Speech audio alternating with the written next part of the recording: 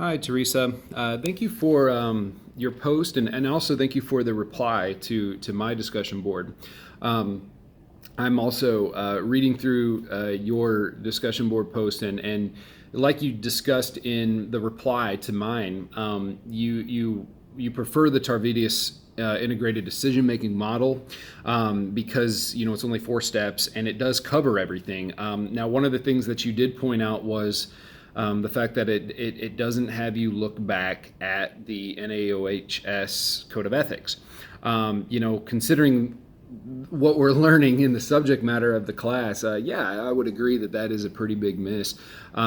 It's also something, though, that I think a lot of these models, in particularly, they're designed to be applied to kind of all different types of professions, and making sure that we're checking the NOHS Code of Ethics and referring back to those in the profession that we're seeking is also obviously very important.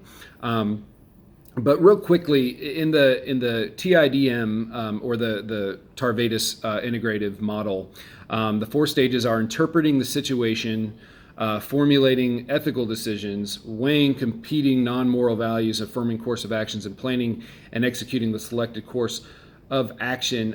In your reply to me, I wasn't quite sure if you were discussing the lack of looking back at NOHS Code of Ethics, if the Tarvidius model missed that, or if the stepwise approach missed that. Because in both, I can see where you would do that. It's not necessarily stated in the stepwise or really the TIDM, but each one kind of applies that. It's kind of one of those thoughts where, hey, like step 3, for instance, or excuse me, step 2 of the TIDM states formulating ethical decisions. Well, on what ethical practices, on what ethical standards are you making that ethical decision? Well, for us, that would be the NOHS. Like I stated in my post, like the military decision-making process is a 7-step process.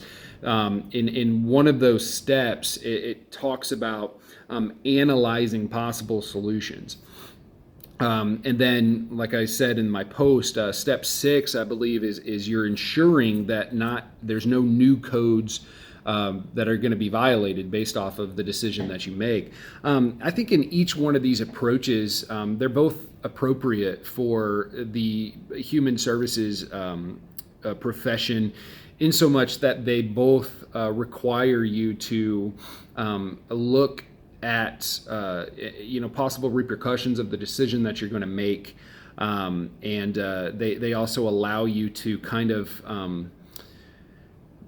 look at the situation as a whole and really break it down to where, almost Barney style, if you will, of decision making. And that's what the Army does. They break things down to the simplest form, but it's good because it requires you to not miss something.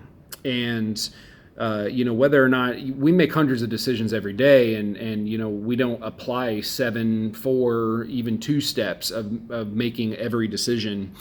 Some decisions we just have to make and deal with the consequences. But I think with every decision that we make, there's some sort of chronological methodology that we apply, whether we think about it or not.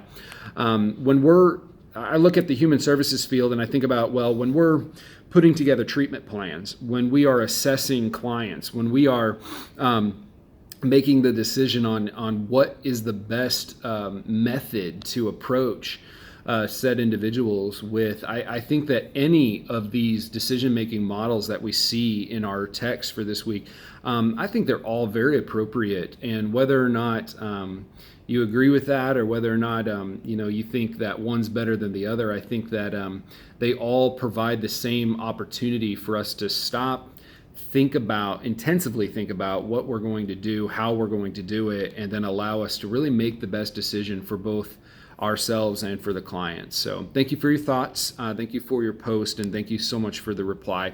God bless.